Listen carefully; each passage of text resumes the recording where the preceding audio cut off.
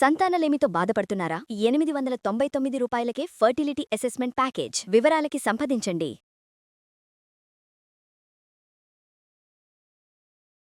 సాధారణంగా మనము గుడికి వెళ్ళినప్పుడు ప్రసాదాన్ని ప్రత్యేకించి చాలా ఇష్టంగా తింటామండి. మనం ఇంట్లో ఎన్ని ప్రసాదాలు చేసుకున్నా గుడిలో ఇచ్చే ప్రసాదం, దాని రుచి, ఆ భక్తిభావం అందులో ఉంటుందో ఏమో కానీ మాటల్లో చెప్పలేం.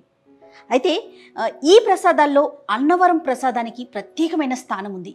మరి అన్నవరం ప్రసాదాన్ని ఎలా తయారు చేసుకోవాలి, దానికి అంటే ఏ విధమైన పదార్థాలు వాడాలి, ఇవన్నీ చెప్పడానికి మనతో పాటు రమగారు రెడీగా ఉన్నారు. గుడిలో దొరికే అన్నవరం యొక్క ప్రసాదాన్ని మీ అందరి కోసం చేసి చూపిస్తారు ఈరోజు రమగారు. నమస్తే రమగారు. నమస్తే జయ. రమగారు, ప్రసాదం ఇంట్లో చేసుకునే దానికన్నా గుడిలో ప్రసాదం అంటే అసలు మాటల్లో చెప్పక్కర్లేదు. మీరు చేసే పులిహోర నాకు చాలా ఇష్టం.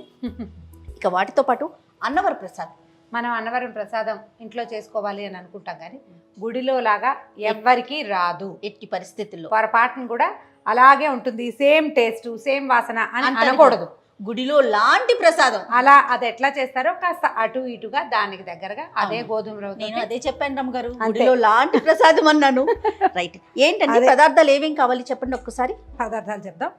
గోధుమ రవ్వ, ఈ సాధారణంగా మనం ఉప్మా చేసుకునే రవ్వ కాకుండా కొంచెం బరకగా ఉంటుంది చూడు, పెద్ద రవ్వ, లావు రవ్వ, బన్సీ రవ్వ అంటారు, బరగ్గా ఉండే రవ్వ. అయితే దీనికి ఏంటంటే నెయ్యి, బెల్లము, పంచదార రెండు వేస్తే బాగుంటుంది. ఆ పాకంలాగా వస్తుంది కదా, అది వస్తుంది. అన్నవరంలో అయితే పూర్తి పంచదారే వాడుతున్నారు. ఇటీవల కాలంలోనే నేను అది చూశాను కూడా, పూర్తి పంచదారే వాడుతున్నారు. మనం రెండు వేసుకుందాం. ఒక రంగు వస్తుంది కదా, ముదురు రంగు, ఆ రంగు కోసం రెండు. తర్వాత అన్నవరం ప్రసాదంలో జీడిపప్పు కానీ కిస్మిస్ కానీ వెయ్యరు. వాళ్ళు వేసేది కేవలం ఏలక పొడి మాత్రమే. అందులో ఎక్కడా తగలదు. తిరుపతి లడ్డూల్లో మనకి రకరకాలు తగులుతాయి, ఇవి వెయ్యరనమాట. కాకపోతే మనం ఇళ్లలో చేసుకునేటప్పుడు ప్రసాదం చేసుకుంటున్నామంటే జీడిపప్పు, కిస్మిస్ వేసుకుంటాం. అన్నవరం ప్రసాదం లాగా అనిపిస్తుంది కానీ అలా పూర్తిగా ఏం ఉండదు. మన పద్ధతులు యాడ్ చేసుకోవడం ఎంతో కొంత. ఇప్పుడు సాధారణంగా పులిహోర లేకపోతే పూర్ణాలని, గారెలని ఇవి మనకి తెలుసు. అవును, ఏ పండగకైనా చేసేసుకుంటాం. కానీ అన్నవరం ప్రసాదము అనేసరికి కేవలం సత్యనారాయణ వ్రతం రోజునే చేసుకుంటాం. ఇది చెప్పండి రమ్మగారు ఒకసారి. సింపుల్. రవ్వ కొద్దిగా వేయించుకోవటం. రవ్వ, ఒక గ్లాసు రవ్వకి 3 గ్లాసులు నీళ్లు పోసి రవ్వని బాగా మెత్తగా మృదువుగా అయ్యేదాకా ఉడికించుకోవటము. ఆ ఉడికిన రవ్వలో తొలుతుగా పంచదార పోయటము. పంచదార కరిగిపోయి పాకం వస్తుండగా బెల్లం కూడా వేయటం. పంచదార కరిగాక బెల్లం వేసుకుంటే బాగుంటుంది, మంచి రంగు వస్తుంది. మిగిలిన నెయ్యి వేసేసేయటం. జీడిపప్పు, కిస్మిస్ ముందే వేయించి పెట్టుకుంటాం, అవి ఎత్తి వేసేసుకోవటం. దీనికి ఏంటంటే ఒక్కొక్కళ్ళకి ఒక్కొక్క కొలత. ఒకటికి ముందే అసలు రవ్వ వేయించకుండానే ఎసట్లో పోసేసే పద్ధతి ఒకటి. కొంచెం వేయించిన రవ్వ ఎక్కువ రుచిగా అనిపిస్తుంది. నేను అది ఇది కూడా చేసి చూశాను. వేయిస్తే బాగుంది అనిపిస్తుంది, అందుకని వేయిస్తామన్నమాట. పాకం ఎలాగండి? ముదురు పాకం, ముదురు పాకం అది వచ్చేస్తుంది మనకు, అది జిగురు వస్తుంది బాగా, మనకు కనపడుతుంది. అది కొంచెం అంటుకుంటున్నట్టు ఉంటుంది. ఆ సమయంలో నెయ్యి వేసుకుని దింపేసుకోవాలి. సూపర్. కాకపోతే మనం దీన్ని స్వీట్ డిష్గా చేసుకోము. ఎప్పుడు ప్రసాదం అంటే సత్యనారాయణ వ్రతం చేసుకుంటున్నప్పుడు, ఇంట్లో ఏదైనా వ్రతం ఉంటే, కొంచెం మన కృష్ణుడికి సంబంధించిన పూజలు ఏమైనా ఉన్నప్పుడు కూడా చేసుకోవచ్చు. కొంచెం నెయ్యి వేసి ఏం చేద్దామంటే కాసిన జీడిపప్పులు, కిస్మిస్లు వేయించి పక్కన పెట్టేసుకుందాం ముందు. ఇది వరకు చెక్క లాంటి ప్రసాదం కూడా దొరికేది రమ్మగారు. ఇప్పుడు కూడా దొరుకుతుంది, బంగి ప్రసాదం అంటారు, దొరుకుతుంది. ఇప్పుడు కూడా దొరుకుతుంది. ఇప్పుడు అంటే అది నిలవ ఉండటం కోసం. ఇప్పుడు ఈవెన్ ఇది కూడా ఉంటుంది కానీ ఎక్కువ రోజులు ఉండదు. ఈ సత్యనారాయణ స్వామి ప్రసాదం ఏంటంటే ఆ వేడి వేడి మీదే విస్తరిలో వేసి కట్టేస్తారు కదా, ఆ విస్తరి యొక్క ఘుమఘుమ, ఆ చెట్టు ఆకు తాలూకు ఘుమఘుమ, తర్వాత ఆ వేడి మీదే ప్యాక్ చేయడం వల్ల అదొక డిఫరెంట్ టేస్ట్. అదేంటంటే అది ఒక 4-5 తినేయం మనం ప్రసాదంలో. ఒక్క నలకంత పెట్టినా అది అమృతంతో సమానంగా. రుచే వేరుగా ఉంటుంది. రుచే వేరుగా ఉంటుంది. మనం ఇంట్లో చేస్తే ఆ రుచి వస్తుంది అని చెప్పడం మాత్రం అలా జరగదు. ఎవరం చేసినా ఎట్టి పరిస్థితుల్లో కనిపించదు రమ్మగారు. ఏ ప్రసాదం అయినా కూడా చూడండి, ఎంత చేయి తిరిగిన వాళ్ళు చేసినా క్షేత్ర ప్రాధాన్యం ఒకటి ఉంటుంది. క్షేత్రం యొక్క గొప్పతనం. తిరుపతి లడ్డు ఇప్పుడు మనకి ఎన్ని చోట్ల అద్భుతమైన స్వీట్ షాప్స్ ఉన్నాయా, ఎవ్వరికి ఆ రుచి రాదు. తిరుపతిలో ప్రసాదం అందులోనే ఉంటుంది, క్షేత్రం వల్ల. ఎలా రమ్మగారు? ఎందుకని అంటారు అంటే ఆయనకి ముందు నైవేద్యం పెట్టేశాక దానిలోకి ఏదైనా ఒక శక్తి లాంటిది వస్తుందంటారా? అంటే ఇప్పుడు మనం తీసుకునే ప్రసాదాలన్నీ నైవేద్యం పెట్టబడతాయో లేదో తెలియదు, కొన్ని పెట్టబడతాయి.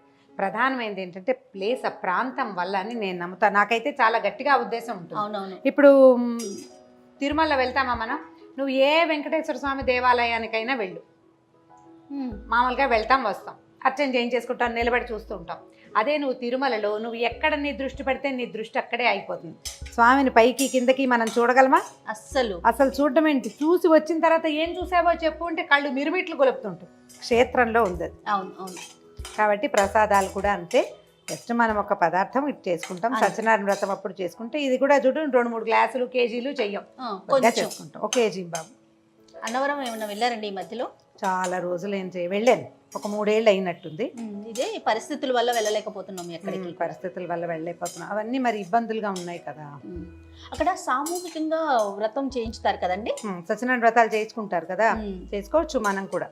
మనకి ఇప్పుడు చాలా దేవాలయాల్లో ఆ ఫెసిలిటీ కనపడుతూ ఉంటుంది. అవును. అన్నవరంలో మనం క్షేత్రంలో చేసుకున్న సంతోషం వేరు కదా. మనం మామూలుగా పెళ్ళిళ్ళప్పుడు అప్పుడు మొక్కుంటాం, పెళ్ళి పెళ్ళి అయితే మాత్రం ఖచ్చితంగా అన్నవరం వెళ్ళొస్తాం అనేది ఒక మొక్కు ఉంటుంది మనకి. అట్లా అలవాటు చేసుకున్నాం బాగా. అవును. రవ్వ ఇచ్చేసి చెప్తా. కొంచెం లావు రవ్వ అయితే మీరు అన్నట్లుగా బాగుంటుంది. దీన్ని బాగా సన్నటి మంట మీద నిదానంగా వేయించాలి. ఇది ప్రసాదం ఏంటంటే గబగబా రవ్వకేసరిలాగా టకటకలాడించడానికి మాత్రం కుదరదు, కొంచెం తాపీగా చేసుకోవాలి. మీన్ వైల్ మనం ఏం చేద్దామంటే ఈ రవ్వ వేగే లోపల దీనికి సరిపడా నీళ్ళని పక్కన పెట్టుకుని కాచేసుకుందాం. రైట్. ఇది చేసేటప్పుడు ఏంటంటే ఇది అడుగంటుతుంది, అందుకని ఇది వేయించుకోవాలి. మొదటిది పాత్ర కొంచెం మందపాటి పాత్ర పెట్టుకోవాలి. ఓకే.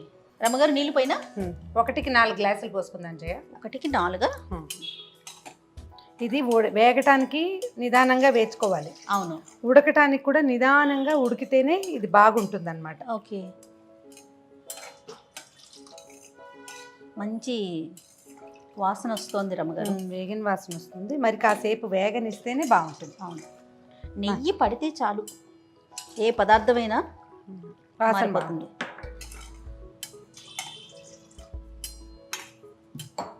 స్టవ్ ఆన్ చేసి తక్కువ చేయనండి, పర్వాలేదా? పర్వాలేదు. పూర్తిగా వేగిపోయింది చూసావా, మంచి బ్రౌన్ కలర్ వచ్చింది. అవునవును. స్టవ్ ఆపేసేద్దాం. మనమేమో ఆ గిన్నె పెట్టుకున్నాం కదా, ఏం చేద్దామంటే ఆ గిన్నెని దీని మీదకి షిఫ్ట్ చేసుకుందాం. ఓకే. ఒక్క నిమిషం దీన్ని వెలిగిస్తాను, ఎందుకంటే ఆ స్టవ్ పెద్దది కదా. అవునవును. మనం నీళ్లు కాచడం కోసం పెట్టుకున్నాము. ఓకే. ఇది రవ్వ చల్లారాల్సిన అవసరం ఏం లేదు, మనం మరిగిన నీళ్లు కనుక పెట్టుకుంటే తొందరగా అంటే ఉడికిపోతుంది, చకచక టైం కలిసి వస్తుంది అన్నమాట.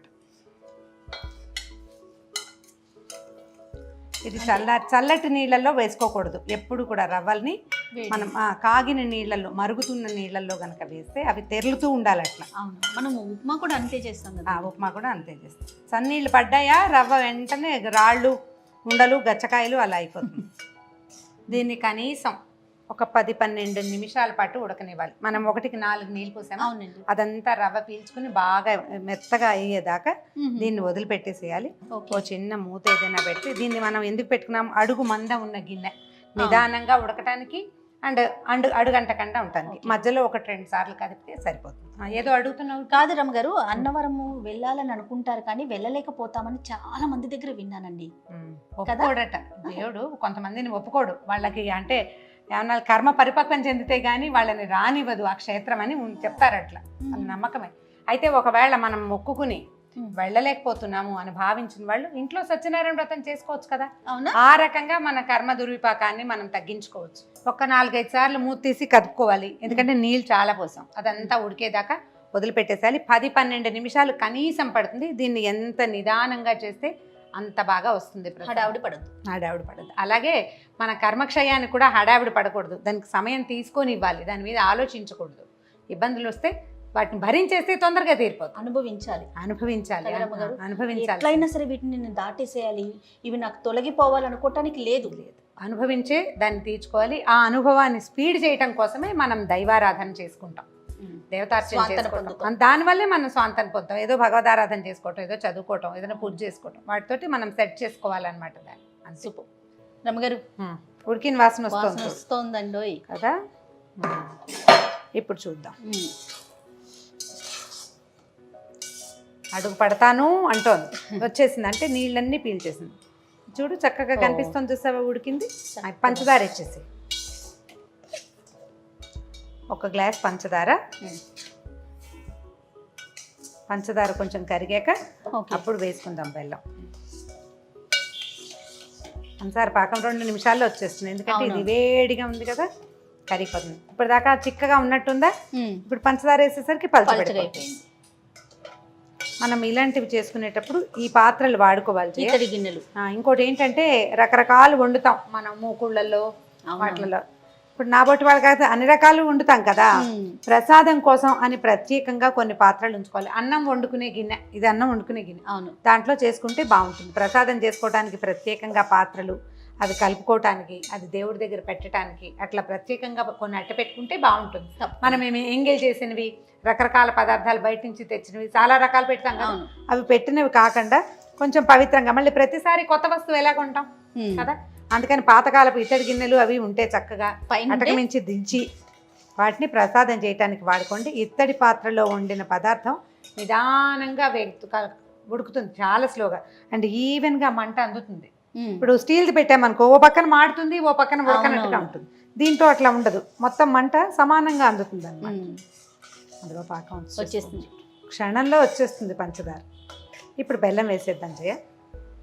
నా ప్లాన్ ఎలా అంటే, ఒక గ్లాస్ రవ్వకి 1 గ్లాసు పంచదార, 1/3 గ్లాసు బెల్లం. ఈ బెల్లం వేస్తే కొంచెం తగ్గించాను, గ్లాస్ పూర్తిగా వేయకుండా బెల్లం వేస్తే దీని రంగు బాగా అందంగా వస్తుంది, ముదురు రంగు వస్తుంది అన్నమాట. ఓకే, మొత్తం బెల్లం కూడా చేసుకోవచ్చు, మన ప్లాన్, మన అలవాటుని బట్టి. నాకు పంచదార వేస్తే ఎక్కువ బాగుంది అనిపిస్తుంది. దీన్ని కూడా సిమ్లో చక్కగా అట్లా ఉడకనివ్వాలి. ఈ బెల్లము పంచదార కలిసి ఒక రంగు మారి చిన్న ముదురు రంగు వస్తుంది. నీకు దేవాలయంలో ప్రసాదం ఏంటంటే అక్కడ ఉండేటువంటి పాత్రలు, ఆ కింద ఉన్నటువంటి మంట, వాటన్నిటి వల్ల బాగా ఎక్కువ ముదురు రంగు వస్తుంది. మనకు అంత ముదురు రంగు రాదు, మన పొయ్యిలో అంత హీట్ కూడా ఉండదు. అవునవును, కొంచెం కలర్ చేంజ్ ఉంటుంది, కాస్త ముదురు రంగు వస్తుంది అనమాట. అక్కడ భారీ ఎత్తున చేస్తారు కదా. ఇప్పుడు మెషినరీ కూడా వచ్చింది, అంతా టెక్నాలజీ వాడుతున్నారు. ఇది వరకు వేడి ఆ సెగలు పొగలలో దాన్ని ఇట్లా కదుపుతూ అసలు ప్రసాదం చేసేవాళ్ళు కాలిపోయినట్టు ఉడికిపోయినట్టు ఉండేది పాపం. ఇప్పుడు పాతకాలం పద్ధతులు కట్టెల పొయ్యి కూడా. ఇప్పుడు ఏంటంటే కొంచెం పద్ధతులు మార్చుకున్నారు కదా, దాని అంతా అది స్విచ్ చేస్తే ఈ మెషిన్లో వరుసగా కింద నుంచి రవ్వ వచ్చేస్తుంది. కానీ నాకు జ్ఞాపకం ఉండి అన్నవరం ప్రసాదాన్ని వేయించరు, రవ్వ వేపరు. రవ్వ వేగే రవ్వ కాదు, పచ్చి రవ్వే పోస్తారు. అదే నీళ్లు కలపళ్ళాడుతున్న నీళ్ళలో రవ్వ పోసేస్తారనమాట. అక్కడ పద్ధతి అది. మనం ఏంటంటే ఇంకొంచెం బాగుంటుందని, కాస్త ఇంకా మృదువుగా అవుతుందని అలా అనిపిస్తుంది అనమాట, కొంచెం సాఫ్ట్గా కనిపిస్తుంది. జయ చూడు, దాదాపుగా పాకం వచ్చేస్తుంది. ఇప్పుడు ఏం చేద్దామంటే, మనం 1 కప్పు 1 గ్లాస్ కదా చేస్తాం, 1/2 కప్ కంటే కొంచెం తక్కువగా నెయ్యి. ఓకే, అంటే 1/2 గ్లాస్ కంటే తక్కువ, కొంచెం పూర్తిగా సగం అక్కర్లేదు. ఓకే, ఈ నెయ్యి వేసి ఒక్క 10 నిమిషాలు దీన్ని దగ్గర పడినిస్తే ఇంకా చాలా బాగుంటుంది. ఇప్పుడు చూడు, రంగు మనం మొదట బెల్లం వేసినప్పుడు రంగు వేరు, ఇప్పటి రంగు వేరు. దీన్ని నల్లగా చేయాలని భావించొద్దు, ప్రసాదం ఇలా ఉంటేనే బాగుంటుంది. జ్ఞాపకం పెట్టుకుని మనం ఏం చేయాలంటే, అడుగు మందం ఉన్న గిన్నెని మాత్రం ప్రిఫర్ చేయండి. అప్పుడు ఏమవుతుందంటే మాడకుండా ఉంటుంది. దీనికి 3 పోసే కొలత కూడా ఒకటి ఉంది, 1కి 3 కూడా పోయచ్చు. 1కి 3 పోస్తే నాకు మళ్ళీ మీరు తాపీగా నుంచోలేరు, దగ్గర పడేసరికి టెన్షన్గా ఉంటుంది, అడుగంటిపోయింది అని. అడుగంటితే పర్ఫెక్ట్ మాడిన రుచి వచ్చేస్తుంది. మాడనివ్వకుండా చేయాలంటే 4 నీళ్ళు పోస్తే, ఒకసారి చేసి చూడండి, మీకు ఆ తేడా తెలుస్తుంది.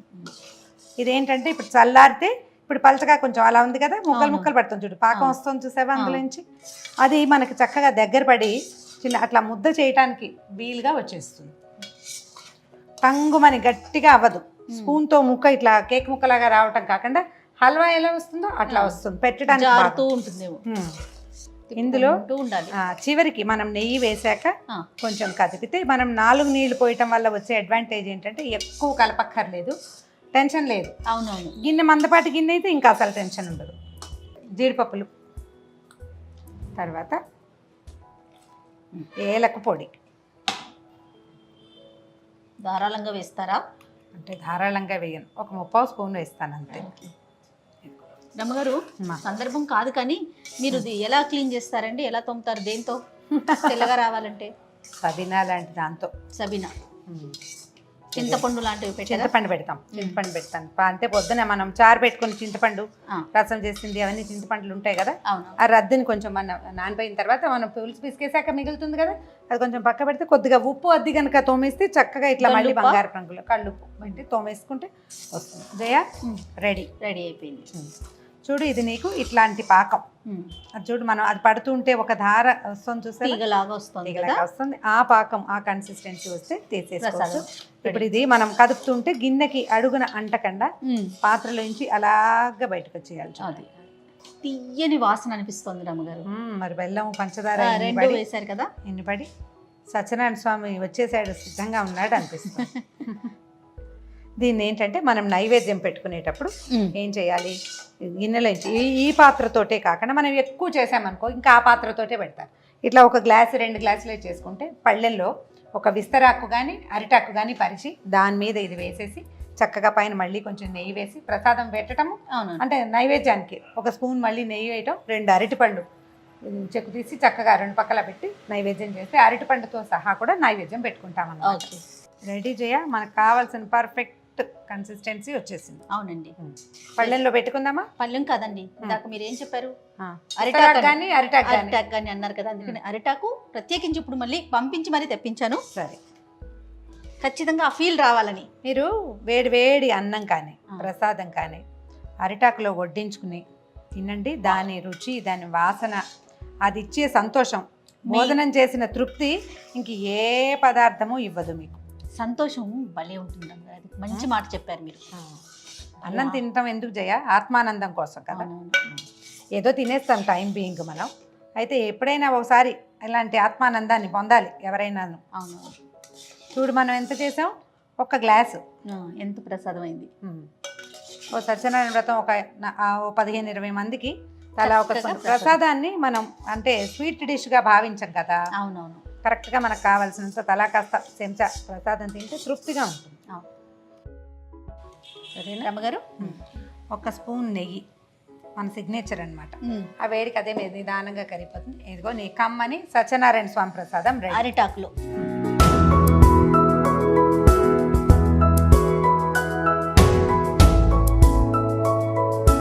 చూస్తుంటేనే ఎప్పుడెప్పుడు నోట్లో వేసుకుందామా అనిపించేస్తుంది, కానీ ప్రసాదం ఆ ఫీల్ రాకూడదు, భక్తిభావంతో తినాలి. థ్యాంక్ యూ అండి, థ్యాంక్ యూ. పచ్చకర్పూరం వేసుకోవచ్చు మీకు అలవాటు ఉంటే. నేను ఇప్పుడు అదే అడుగుదాం అనుకున్నాను. పచ్చకర్పూరం ఒక ప్రాక్టీస్ అలవాటు ఉండాలి, అందరికీ నచ్చదు అది. అవునవును. ఒక చిటికెడు పచ్చకర్పూరాన్ని యాడ్ చేస్తే అదొక ఇంకా డిఫరెంట్ కొంచెం ఫ్లేవర్. ఇంకా కొంచెం అంటే దేవాలయపు భావన హెచ్చుగా వస్తుంది దాంతో. అన్నవరం సత్యనారాయణ స్వామి వారి ప్రసాదం ఎంత సింపుల్ కదా, చేసుకోవటము సులభే, అలానే టేస్ట్ కూడా చాలా బాగుంటుంది. డెఫినెట్గా మీరంతా కూడా ట్రై చేయండి.